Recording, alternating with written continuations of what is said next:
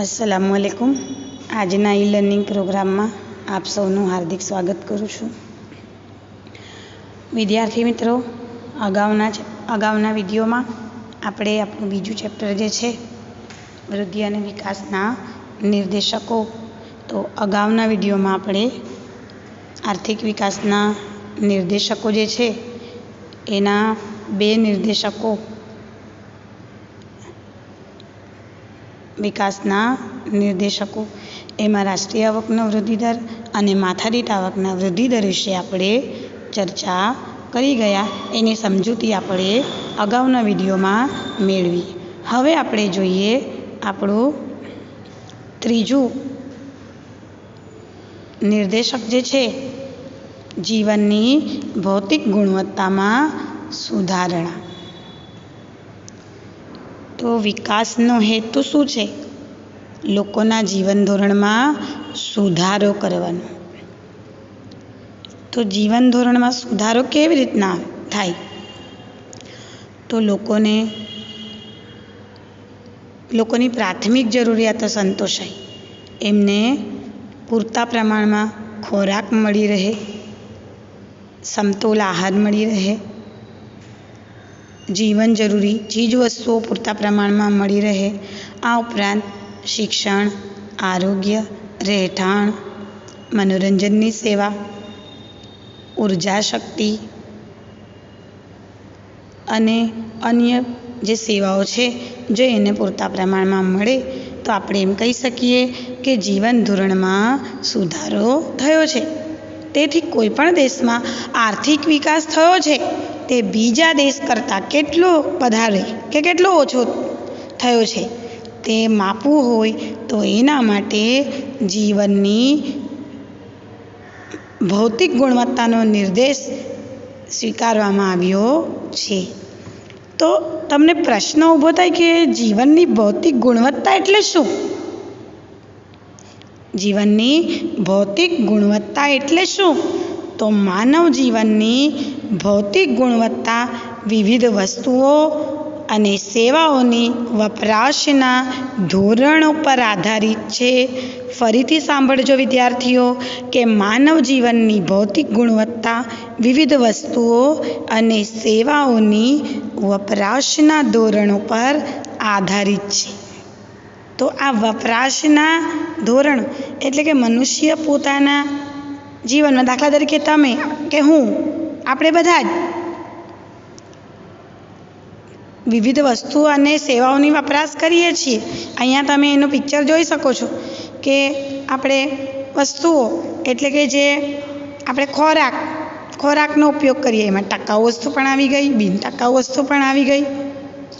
ખોરાક છે, બિન ટકાઉ વસ્તુ છે, અને આજે તમે જોઈ શકો છો તમને રેફ્રિજરેટર, વોશિંગ મશીન, અન્ય LCD ટીવી તમે જોઈ રહ્યા છો। તો આ બધી જે છે ટકાઉ વસ્તુઓ છે। ને બેંકનું એ આપ્યું છે ચિત્ર તમને, શિક્ષણ મેળવી રહ્યા છે વિદ્યાર્થીઓ, એ છે સેવા। એટલે કે આપણે જે વિવિધ વસ્તુઓ અને સેવાઓનો ઉપયોગ કરીએ છીએ તો તેના પર જીવનની ભૌતિક ગુણવત્તાનો આધાર રહેલો છે। તો વપરાશના ધોરણો એ શું છે કે વપરાશના ધોરણો એટલે સમયના કોઈ એક ગાળા દરમિયાન વ્યક્તિ અથવા વ્યક્તિઓના સમૂહ દ્વારા, દાખલા તરીકે તમે કોઈ એક વ્યક્તિ અથવા તો આપણે બધા જ એટલે વ્યક્તિઓનો સમૂહ, તો વ્યક્તિના સમૂહ દ્વારા પહેલું છે વપરાશમાં લેવાયેલ ખોરાક, બળતણ તથા અન્ય બિન ટકાઉ વસ્તુઓ। માનવ જીવનની ભૌતિક ગુણવત્તા, ફરીથી તમને કહું કે માનવ જીવનની ભૌતિક ગુણવત્તા એ વિવિધ વસ્તુઓ અને સેવાઓની વપરાશના ધોરણો પર આધારિત હોય છે। તો આ વપરાશના ધોરણો શું છે? તો વપરાશના ધોરણો એટલે સમયના કોઈ એક ગાળા દરમિયાન વ્યક્તિ અથવા સેવાઓના સમૂહ દ્વારા વપરાશમાં લેવાયેલ ખોરાક, બળતણ તથા અન્ય ટકાઉ વસ્તુઓ। બીજું, વપરાશમાં લેવાયેલ ટકાઉ અને અર્ધ ટકાઉ વસ્તુઓ. અને ત્રીજું છે વપરાશમાં લેવાયેલ સેવાઓનો સમૂહ. કે આપણે આપણા જીવનની અંદર આ બધી વસ્તુઓનો ઉપયોગ કરીએ જ છીએ, વપરાશ કરીએ છીએ. તો આ વપરાશના ધોરણો કે જીવન ધોરણ તેમના જીવનની ભૌતિક ગુણવત્તા નક્કી કરે છે. તેથી વપરાશના જે ધોરણો છે કે જીવન ધોરણને જીવનની ભૌતિક ગુણવત્તા તરીકે ઓળખવામાં આવે છે. દેશના નાગરિકોનું જીવન ધોરણ ઊંચું જાય તો જીવનની ભૌતિક ગુણવત્તામાં સુધારો થયો છે તેમ કહી શકાય. હવે આપણે જોઈએ જીવનની ભૌતિક ગુણવત્તામાં સમાવિષ્ટ થતી બાબતો. તો કઈ બાબતો છે કે જીવનની ભૌતિક ગુણવત્તા નક્કી કરે છે? તો કોઈ એક વર્ષના સમયગાળા દરમિયાન દેશના લોકોએ વપરાશમાં લીધેલ જે વસ્તુઓ છે અને સેવાઓ એના સમૂહ માનવ જીવનની ભૌતિક ગુણવત્તા નક્કી કરે છે.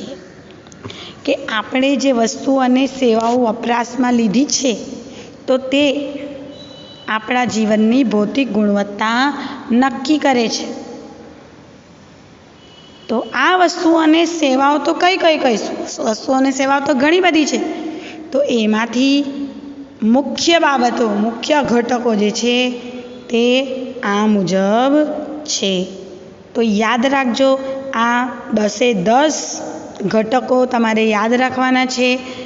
ખૂબ જ અગત્યનો છે આ મુદ્દો કે માનવ જીવનની ભૌતિક ગુણવત્તામાં સમાવિષ્ટ થતી બાબતો. યાદ રાખજો, ફરીથી કહું છું, જીવનની ભૌતિક ગુણવત્તામાં કઈ કઈ બાબતોનો સમાવેશ થાય છે. તો જોઈએ આપણે, પહેલું છે ખોરાક. તો ખોરાક, તેમાં વ્યક્તિને જરૂરી કેલરી અથવા પ્રોટીન અને ચરબી પૂરતા પ્રમાણમાં મળી રહે. બીજું છે આરોગ્ય અને તબીબી સેવાઓ. ત્રીજું છે રહેઠાણ અને કપડાં. ચોથું છે શિક્ષણ. પાંચમું છે પરિવહન અને માહિતી પ્રસારણ સેવાઓ. હવે આરોગ્ય અને તબીબી સેવા બીજું આપણે જોઈએ, તેમાં વસ્તીના એકમ દીઠ ડૉક્ટરનું પ્રમાણ કે વસ્તી દીઠ ડૉક્ટરોની સંખ્યા કેટલી છે. વસ્તી વધારે ને ત્યાં ડૉક્ટર ઓછા હોય તો સારી સુવિધા મળી રહે છે એવું કહી શકાય નહીં. આગળ છે રહેઠાણ અને ત્રીજું છે રહેઠાણ અને કપડાં. તો રહેઠાણની અંદર ઓરડાની સંખ્યા અને ઓરડા દીઠ સરેરાશ વ્યક્તિ, કે એક ઓરડાની અંદર 5 વ્યક્તિ રહેતા હોય તો જીવનની ગુણવત્તા સારી છે એવું કહી શકાય નહીં. ચોથું છે શિક્ષણ અને મનોરંજન. તો કેટલા ટકા વસ્તીને પ્રાથમિક, કેટલા ટકા વ્યક્તિ માધ્યમિક શિક્ષણ મેળવે છે અને ઉચ્ચતર શિક્ષણ મેળવે છે તે ધ્યાનમાં લેવાનું છે.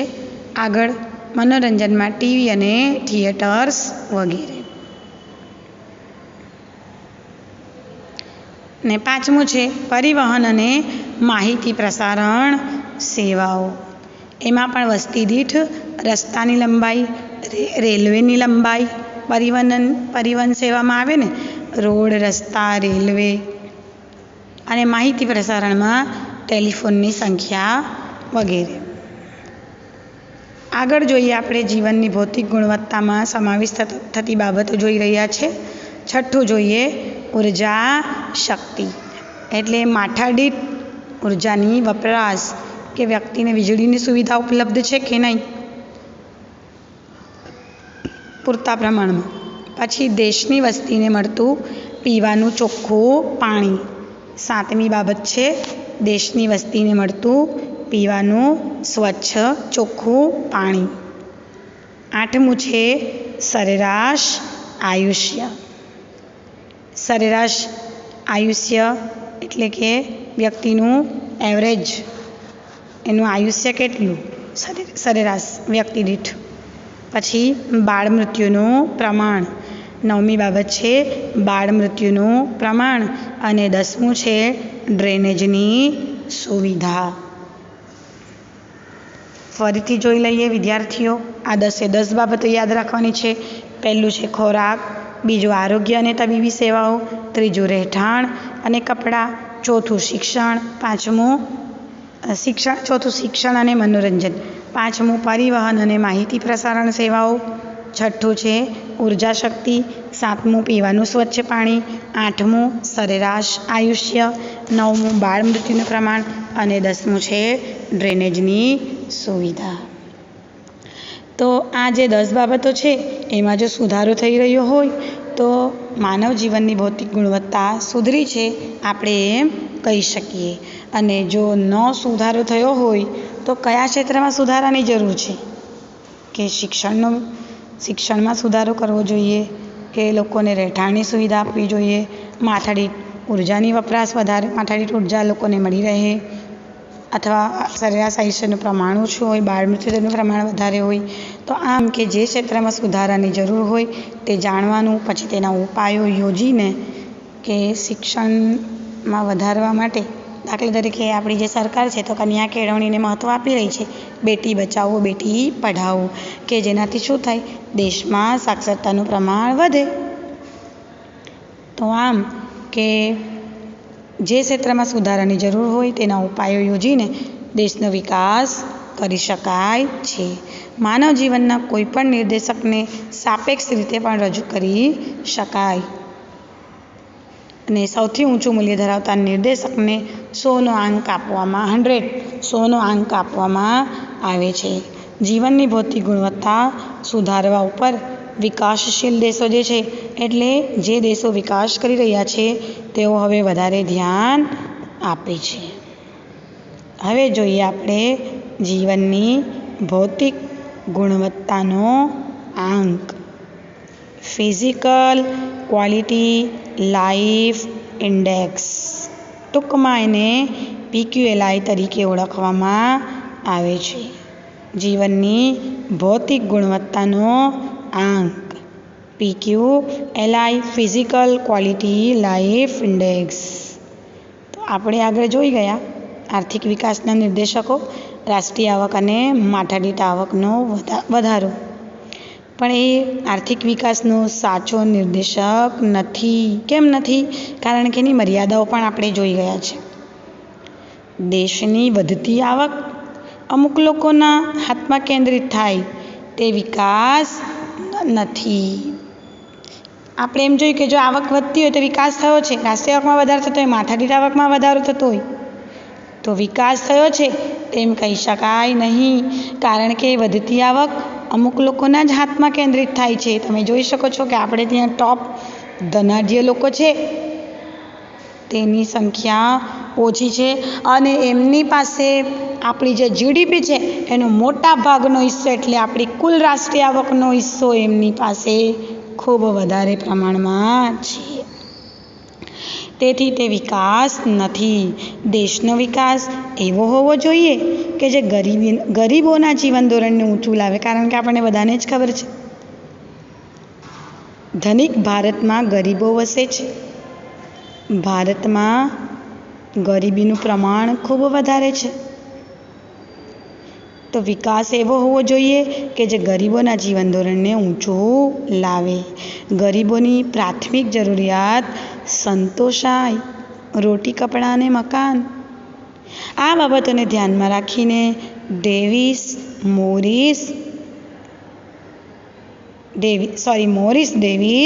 મોરિસ એમણે જીવનની ભૌતિક ગુણવત્તાના આંકની રચના કરી છે. આ યાદ રાખજો, ખૂબ જ મહત્ત્વનું છે કે જીવનની ભૌતિક ગુણવત્તા એને હું અહીં PQLI તરીકે જ કહીશ. એટલે તમારે યાદ રાખવાનું PQLI એટલે જીવનની ભૌતિક ગુણવત્તાનો આંક, ફિઝિકલ ક્વોલિટી લાઈફ ઇન્ડેક્સ. તો મોરિસે જીવનની ભૌતિક ગુણવત્તાના આંકની રજૂઆત કરી છે. ટૂંકમાં એને PQLI તરીકે ઓળખવામાં આવે છે. હવે આ આંક જે છે તો તેમાં માનવ જીવનના ભૌતિક ગુણવત્તામાં સુધારાને આર્થિક વિકાસ ગણવામાં આવે છે. કે જો માનવ જીવનની ભૌતિક ગુણવત્તામાં સુધારો થાય તો વિકાસ થયો છે તેમ કહી શકાય. તો જીવનની ભૌતિક ગુણવત્તાની કક્ષા આર્થિક વિકાસની કક્ષા દર્શાવે છે. જીવનની ભૌતિક ગુણવત્તાની કક્ષા આર્થિક વિકાસની કક્ષા દર્શાવે છે કે દાખલા તરીકે કોઈ બે દેશ કે બે રાજ્યની તુલના કરવી હોય તો માનવ જીવનની ભૌતિક ગુણવત્તા જે રાજ્ય અથવા તો જે દેશની વધારે હોય તો તેના વિકાસની સપાટી અથવા તો કક્ષા એટલી ઊંચી છે એમ કહી શકાય. અહીંયા તમને ભારત અને બાંગ્લાદેશનો નકશો આપ્યો છે કે જો ભારતના લોકોની માનવ જીવનની ભૌતિક ગુણવત્તા ચડિયાતી હોય તો વિકાસની કક્ષા બાંગ્લાદેશ કરતાં ચડિયાતી છે તેમ કહી શકાય. હવે જીવનની ભૌતિક ગુણવત્તા માપવી હોય તો જીવનની ભૌતિક ગુણવત્તા માપવા માટેના 3 ધોરણો છે, 3 ઘટકો છે, 3 બાબતો છે. તો યાદ રાખજો, ફરીથી કહું છું, જીવનની ભૌતિક ગુણવત્તાના ઘટકો એના ધોરણો આપણે જોઈએ તો એના ધોરણો છે 3. પહેલું છે શિક્ષણ, બીજું છે અપેક્ષિત આયુષ્ય અને ત્રીજું છે બાળ મૃત્યુ દર. તમે ટૂંકમાં એને એમ યાદ રાખી શકો, શિબા શિક્ષણ, બાળ મૃત્યુ દર, અપેક્ષિત આયુષ્ય. એની ચાવી આમ યાદ રાખો વિદ્યાર્થીઓ તો તમને સરળતાથી યાદ રહેશે. તો આપણે જોઈએ સૌથી પહેલાં શિક્ષણ પ્રમાણ. તો શિક્ષણ એ શું દર્શાવે છે તો દેશમાં સાક્ષરતાનું પ્રમાણ શિક્ષણની સ્થિતિ દર્શાવે છે કે જો સાક્ષરતાનું પ્રમાણ વધારે તો દેશમાં શિક્ષણની સ્થિતિ સારી છે એમ કહી શકાય. સાક્ષરતાનું પ્રમાણ ઓછું હોય તો શું કહીએ આપણે કે શિક્ષણની સ્થિતિ સુધારાની જરૂર છે. આગળ છે કે દેશમાં શિક્ષણ મેળવેલી વસ્તીની ટકાવારીને આધારે શિક્ષણનું પ્રમાણ જાણી શકાય છે કે ભારતમાં શિક્ષણનું પ્રમાણ 60% છે અથવા તો 65%. તો પરિસ્થિતિ કેવી છે? સારી, સાધારણ કહી શકીએ. હજુ વધારે શિક્ષણનું પ્રમાણ વધારવું જોઈએ. આ તો એક ઉદાહરણ તમને આપ્યું કે આમ કે દેશમાં સાક્ષરતાનું પ્રમાણ શિક્ષણની સ્થિતિ દર્શાવે છે અને દેશમાં શિક્ષણ મેળવેલી વસ્તીની ટકાવારીના આધારે શિક્ષણનું પ્રમાણ જાણી શકાય છે.